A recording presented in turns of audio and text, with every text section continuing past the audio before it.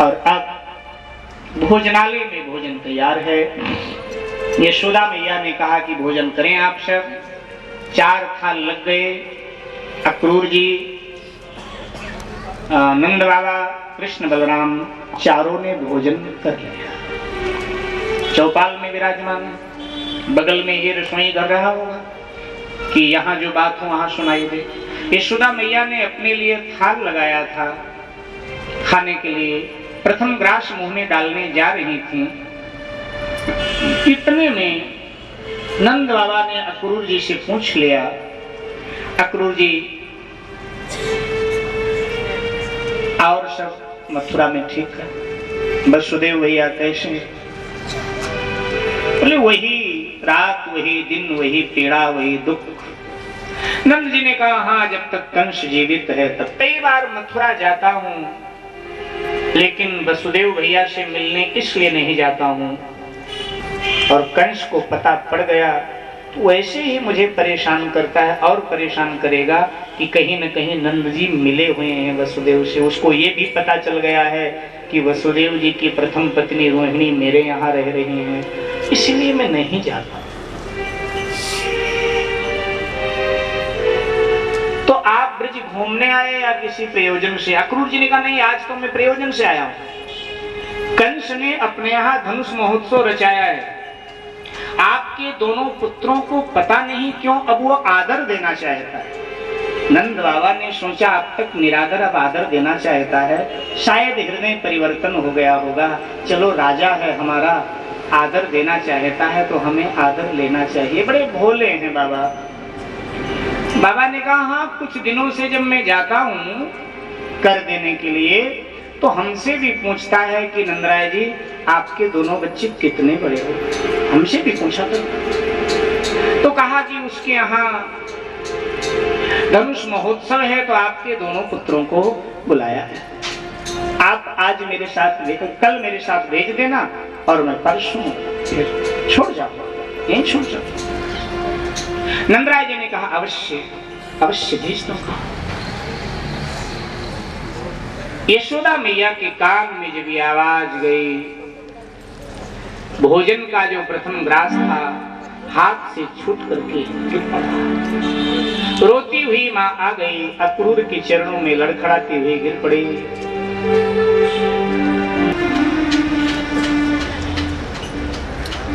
हमारे पति बड़े भोले हैं। आप ये कहते हैं कि कंस बड़ा आदर देता है, लेकिन ऐसा नहीं। कंस ने हमारे पुत्रों को मारने का अनेक षड्यंत्र किया। न जाने कौन सी शक्ति ने मेरे पुत्रों की रक्षा कर, इसलिए नहीं हम मथुरा नहीं जाने देंगे। माँ हमें मथुरा एक बार जरूर जाने दें, क्योंकि हम नगर में नहीं गए कभी, हमने नगर नहीं देखा नगर कैसा होता है। हम गांव में रहे, हमें नहीं पता राजा कैसे होते हैं, क्या पहनते हैं, कैसे बैठते हैं। एक बार मथुरा हमें जाने और को जन्म दिया, इसलिए माँ हमें मथुरा जाने दो। बलराम जी भी समझाने, माँ की ममता रो पड़ी। यशोदा जी ने कृष्ण का हाथ पकड़कर सीने से लगाया और कहा बेटा आज रात तू मेरे सीने से लग के सो जा। कोई अदृश्य शक्ति बार बार मेरे कान में बोल रही है यशोदे अपने कृष्ण को आज अपने सीने से लगाती होगी। आंसुओं से तेरा बिस्तर गीला होगा, चारों तरफ सुनसान होगा, तू होगी और तेरे पति नंद होंगे, बाकी यहाँ कुछ नहीं। भीतर ले गई।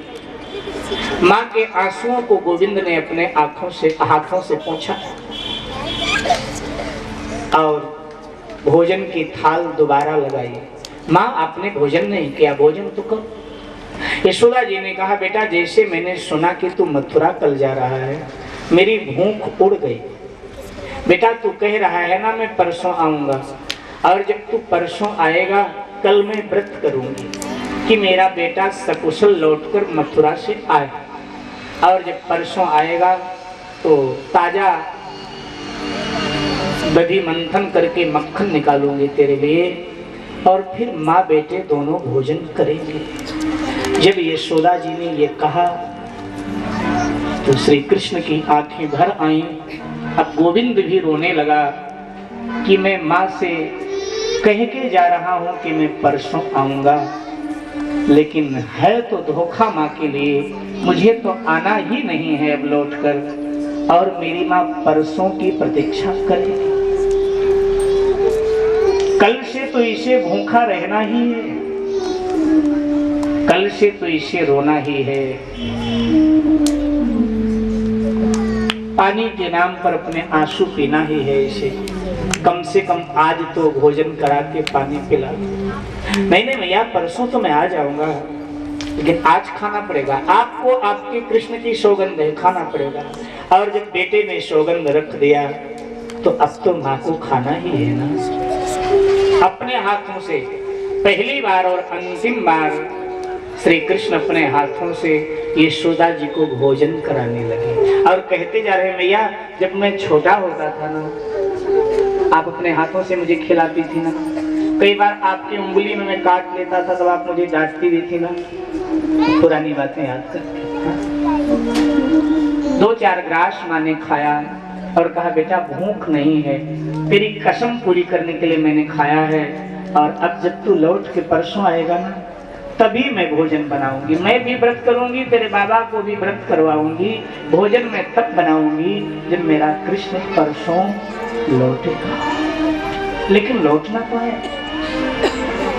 रात ये निशान कैसे बने हैं शरीर पर, तो ये मत कहना कि मेरी माँ यशोदा ने मुझे बांध कर मारा था, अन्यथा लोग कहेंगे कि यशोदा बड़ी कठोर थी जो अपने पुत्र को इस तरह बांध करके मारा करती थी। बेटा वो मेरी कठोरता नहीं थी, तू नटखट बहुत था, तेरी आदत छुड़ाने के लिए ऐसा मैंने किया था बेटा। भगवान रो पड़े, बोले माँ आप कहती हैं किसी को मत बताना ये बात, लेकिन मैं सबको बताऊंगा कि एक बार हमारी माँ यशोदा ने मुझे बांध करके बहुत मारा। माँ ये तो मेरे लिए गौरव की बात थी कि मेरी माँ ने मुझे बांध कर मारा, और आपके लिए भी माँ ये गौरव की बात। दुनिया में किसी में इतनी ताकत नहीं जो मुझे बांध सके, मुझे मार सके। ये अधिकार केवल और केवल आपको मैंने दिया है।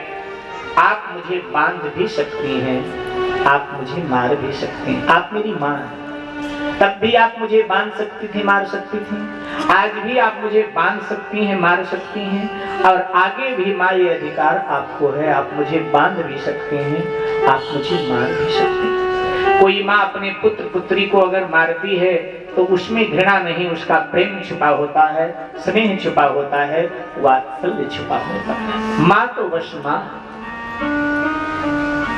तैयार हुए प्रभु, बाहर निकले, रथ तैयार है, बलराम जी के साथ रथारूढ़ हुए। ब्रिज में खबर फैल गई, गोविंद जा रहे हैं। गोपी ग्वाल सब दौड़ पड़े, मानो लगता है ब्रिज में किसी का अवसान हो गया हो। सब दौड़ रथ को घेर लिया है। कोई गोपी रथ के पहिए में अपना हाथ दे रही हैं, कोई आगे लेट रही हैं, कोई अक्रूर के गर्दन को पकड़ के हिला रही। कौन है तू, यहाँ क्या करने आया है? तो अक्रूर नहीं हो सकता, कोई क्रूर होगा। अक्रूर का अर्थ होता है जिसमें कोई क्रूरता ना हो, लेकिन तुझ में तो क्रूरता ही भरी पड़ी है। हम लोगों के रोने का परवाह न करके, दर्द का परवाह न करके हमारे प्राण वल्लभ को लेके जा। ऐसे नहीं, पहले हमको मार दे फिर ले जा, हमारे ऊपर से रथ निकाल के ले जा, हमारे गले के ऊपर से रथ का पहिया उतार दे, जिससे प्रियतम को देखते देखते हमारा प्राण तो हो जाए और फिर हमारे प्रियतम को तू ले जा। नंद बाबा आदि सब सांत्वना दे रहे हैं। भगवान ने राधा जी को अपनी बांसुरी दिया, कहा जब बहुत तुम्हें हमारी याद आए, जब विरहाग में तुम्हें जलाने लगे, तब बांसुरी वादन करना, मैं वहीं तुम्हें मिल जाया करूंगा। भारत माता की सेवा के लिए न चाहते हुए भी मुझे ब्रज छोड़ना पड़ा। गोपों को भी सांत्वना दिया, ब्रजवासी बल्लभ मेरे, मेरे जीवन प्राण, कबहु न तुम ही बिसारी हो नंद बाबा की याद। बाबा की सौगंध खाता हूँ, कभी भूल नहीं पाऊंगा तुम्हें। और इधर अक्रूर जी को सामने से रास्ता मिल गया। बलराम जी ने इशारा किया कि शीघ्रता से रथ ले चलो, अन्यथा ये ब्रजवासी जाने नहीं देंगे। रथ सरपट मथुरा की ओर चल पड़ा, घोड़े लेकर चल पड़े सरपट मथुरा की ओर। ब्रजवासी पीछे पीछे दौड़ रहे, ठहरो ठहरो, एक बार प्रियतम से और मिलने दो, अभी तृप्ति नहीं हुई है। दर्शन तृप्ति न आग लगी प्रेम प्यासे नैन, अभी तृप्ति नहीं हुई। जब तक रथ दिखाई देता रहा गोपी गोप दौड़ते रहे, लेकिन अब रथ बहुत दूर निकल गया। सब आ गए अपने घर में। कोई वृक्ष की डाल पकड़कर रो रहा है, कोई दीवार के सहारे खड़ा रो रहा है। जहां तहां सब ठगे से खड़े हुए आंसुपात कर रहे हैं। उम्मीद की दुनिया हर इंसान बसाता है, पाता है वही जो उसका तकदीर लाता है। प्रभु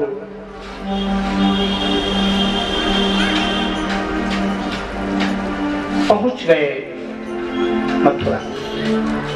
कंस के बगीचे में अक्रूर जी ने भगवान को ठहराया, जाकर के कंस को बताया है कि आपके बगीचे में दोनों को ठहरा दिया। कंस बड़ा प्रसन्न, षड्यंत्रकारियों से कहा सजग हो जाओ, शत्रु मथुरा में आ चुका है। इधर गोपों का विरह प्रचंड हो उठा, सहन नहीं हुआ। गोपों ने नंद बाबा से कहा कि बाबा ऐसा करो, हम लोग भी मथुरा चलते हैं, कल कृष्ण को साथे लेके आएंगे। नंद बाबा ने कहा ठीक। और नंद बाबा भी कुछ गोपों को अपने संग लेकर मथुरा आ गए। उसी बगीचे में कृष्ण से मिले। बेटा हम लोग इस उद्देश्य से आए हैं कि कल आज जो कुछ उत्सव है सब देख लो, और कल अपने साथ हम आपको ले चले, क्योंकि आपकी मैया ने भी कहा जाओ साथ लेके आना, क्योंकि उसको अपशकुन हो रहे थे। ठीक है बाबा। और अब मथुरा दर्शन के लिए निकले हैं। मथुरा के व्यापारियों ने भगवान का स्वागत किया, आगे बढ़े। कंस का एक धोबी है जो कपड़े धोकर देने जा रहा था। उन कपड़ों को देखकर गोपों ने भगवान से कहा भगवान ये राजसी वस्त्र तो हमने कभी पहने ही नहीं, अगर मिलता तो हम भी पहनते। भगवान ने कहा पिना देते हैं। भगवान ने धोबी से कहा इनमें से कुछ कपड़े मेरे साथियों को दे दो। तो धोबी ने क्रोध में आकर कहा कि तुम्हें पता नहीं, चरवाहे के चरवाहे ही रहे, अरे राजसी वस्त्र हैं और प्रजा राजा के कपड़े पहने नहीं। तो भगवान ने कहा देखो प्रजा से ही राजा होता है, अगर प्रजा ना हो तो राजा कहां से। प्रजा के संपत्ति पर जैसे राजा का पूर्ण अधिकार है, ऐसे राजा के संपत्ति पर प्रजा का भी पूर्ण अधिकार है। अगर प्रजा के पास नहीं है, प्रजा नंगी है, तो राजा को वस्त्र देना चाहिए। और ये गरीब वन की प्रजा है, इनके पास कपड़े नहीं, तो इनमें से दो चार दे देगा तो क्या होगा। तो धोबी ने अपशब्द कहा भगवान को। भगवान से सहन नहीं हुआ, धोबी को एक थप्पड़ मारा तो उसकी गर्दन धड़ से उसका शरीर ही अलग हो गया, धोबी मर गया। कंस के पास सूचना गई आपके धोबी को मार दिया, इधर आ रहे हैं। कुब्जा नाम की एक दासी है कंस की, 3 प्रकार से टेढ़ी है। अंतर कथा कहती है कि त्रेता की शूर्पणखा है, भगवान शंकर की तपस्या किया इसने, रावण तो मर गया है तो मरी नहीं। तो शंकर जी ने कहा क्या चाहती है, तो कहने लगी मैं चाहती हूँ भगवान एक बार अपने बाहों में मुझे भर लें कि तू मेरी है, ये कहें। तो शिव जी ने कहा रामावतार में तुझे सफलता मिली नहीं, क्योंकि वो मर्यादा वाले व्यक्ति यही सपने पर नारी में हेरी, जो स्वप्न में पर स्त्री का चिंतन नहीं करता, वो राम भला क्यों बाहों में किसी को भरेगा, लेकिन हाँ द्वापर में तेरा मनोरथ पूर्ण हो जाएगा। तो वो कुब्जा के रूप में यहाँ विराजित जा रही थी, कंस की सेवा करती। 3 प्रकार से टेढ़ी है। सुखदेव जी महाराज वर्णन करते हैं, बुद्धि ही कुब्जा है।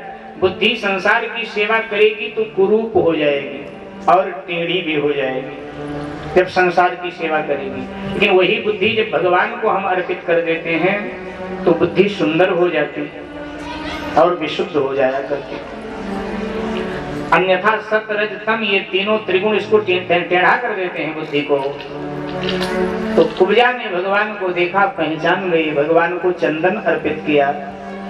कुरूप बहुत थी, टेढ़ी थी, ग्वाले हंसने लगे। भगवान ने कुब्जा का स्पर्श किया। जैसे भगवान ने कुब्जा को अपने बाहों में भरा तो कुब्जा दिव्य सुंदरी हो गई और भगवान की स्तुति करके अपने धाम को चली गई। भगवान को आमंत्रण दिया कि महाराज एक दिन मेरे निवास पर भी आप दर्शन देना।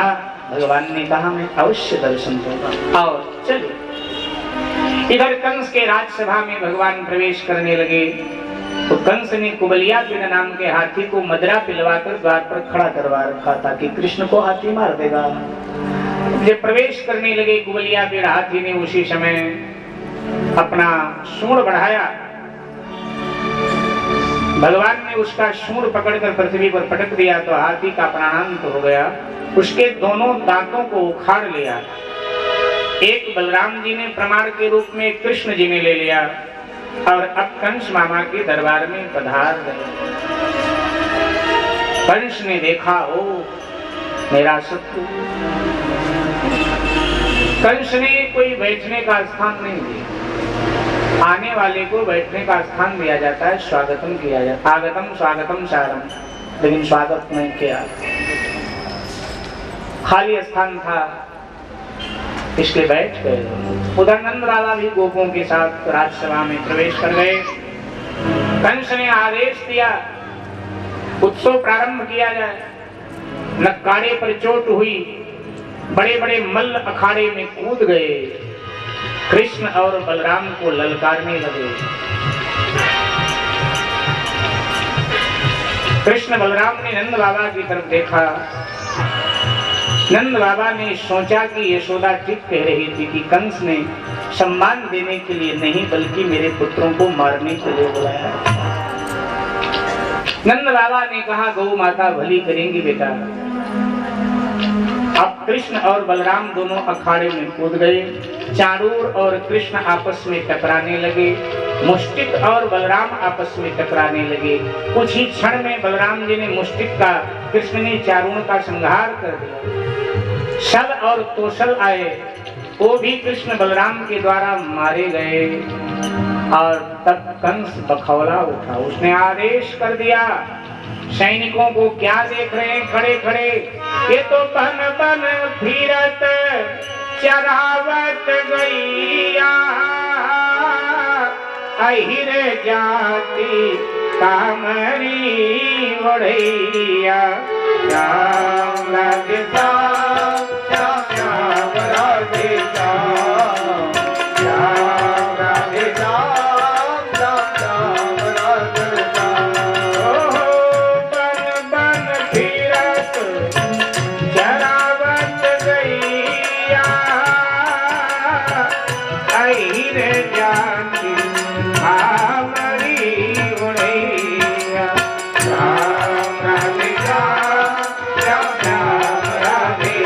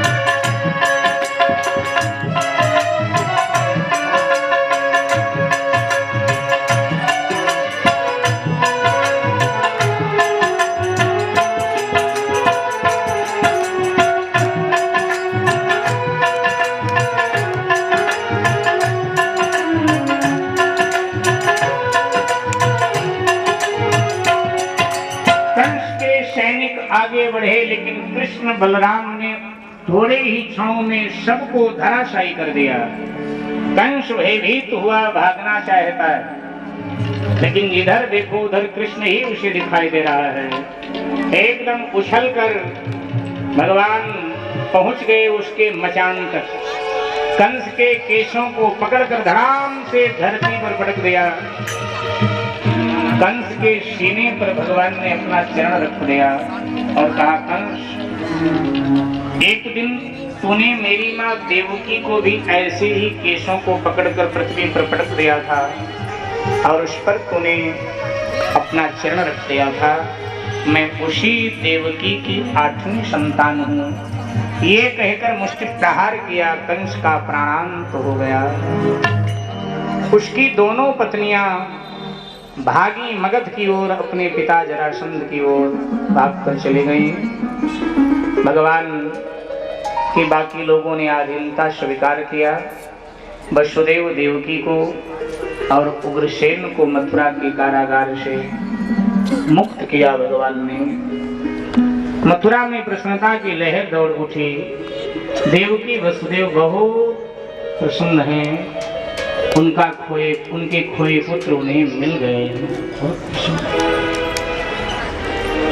मथुरा के सिंहासन पर उग्रसेन महाराज का राज्याभिषेक होता है। नित्य नया उत्सव है मथुरा में। मेरे घर में मथुरा में रहते हुए भगवान को कई दिन बीत गए। आज भीड़ भरा दरबार है। उग्रसेन राज सिंहासन पर बैठे हैं, वसुदेव देवकी बैठे हैं, गणमान्य नागरिक, मंत्रिमंडल के लोग सब विराजित हैं। पड़ोसी देश के राजे महाराजे भी आए, क्योंकि उग्रसेन को पुनः सत्ता प्राप्त हुई। सब बैठे, मौन है सभा में। नंद बाबा ने मौन भंग किया। नंद बाबा ने कृष्ण से कहा, बेटा, मथुरा में आकर लगता है मैया को भूल गया अपने तो। अरे मैया को बोल के आया था मैं परसों आऊंगा, यशोदा रो रही होगी बेटा, और तेरा परसों कब का निकल गया। अब चलो गांव चलते हैं। ग्वालों ने भी कहा कि यहाँ कान्हा मन मथुरा में नहीं लगता, चलो अपने गांव चलते हैं। भगवान को लगा कि मैं बाबा को कहूँ कि बाबा अब हमारा आपका प्रारब्ध यही तक था, अब कहाँ मैं जा पाऊंगा। सर उठाया कि बाबा को बोलूं, लेकिन तब तक भगवान की अंतरात्मा ने भगवान को धिक्कार दिया। अरे, जिन बाबा की उंगलियों को पकड़कर तुमने चलना सीखा था, उन्हीं बाबा को तुम ये जवाब दोगे, बाबा को बहुत दुख होगा, इसलिए तुम मौन रहो। नियति अपने आप उन्हें जवाब दे देगी, तुम मत बोलो। सर उठाया था, लेकिन अंतरात्मा ने धिक्कार दिया। तुम पर इतना एहसान है इनका, तुम सर उठाओ, ये ठीक नहीं। जिनका एहसान हो उनके आगे सर नीचे रखा। जरा सा भी एहसान जिनका हो उनके आगे हमेशा सर नीचे रखना चाहिए। अगर थोड़ी बहुत मानवता है तो, अगर दानवता आ गई फिर तो एहसान वाले से ही टकरा जाता है। तो सर नीचे कर लिया, लेकिन भगवान के आंखों से आंसू बहने लगे। नंद बाबा को लगा कि शायद माँ को याद करके रो रहा है। नंद बाबा ने कहा, तू बड़ा हो गया है, छोटे बच्चों की तरह रोता है। मुझे पता है तुझे माँ की याद आ रही होगी, लेकिन कोई नहीं, यहाँ से ब्रिज कोई खास दूर थोड़ा है, अभी चलेंगे, शाम तक पहुंच चलेंगे। तब बाबा के भोलेपन पर भगवान को और रोना। ये स्थिति देख करके अपना वसुदेव जी उठकर खड़े हुए, बोले, नंदराय जी, अब ये दोनों यहीं रहेंगे, ब्रिज नहीं जाएंगे। ये दोनों मेरे ही बेटे हैं। ये खुलासा आज मैं आपसे कर रहा हूँ। ये सुनना था कि नंद बाबा की आंखों के आगे अंधेरा छा गया। नंद बाबा लड़खड़ाए, होश आया, आंखों से आंसू बहने लगे। वसुदेव जी क्या कह रहे थे? कृष्ण को तो मेरी पत्नी यशोदा ने ही जन्म दिया। नहीं, आपकी पत्नी यशोदा ने बेटी को जन्म दिया, तो फिर हमारी बेटी कहाँ गई और आपका बेटा मेरे घर कैसे पहुंच गया? तब स्वप्न के आधार पर जो भी कुछ घटना घटित हुई थी वो सब बताया कि कैसे मैं बेटा छोड़ आया, बेटी ले आया। हाँ, आपने मेरा बेटा पाल पोस कर मुझे वापस कर दिया,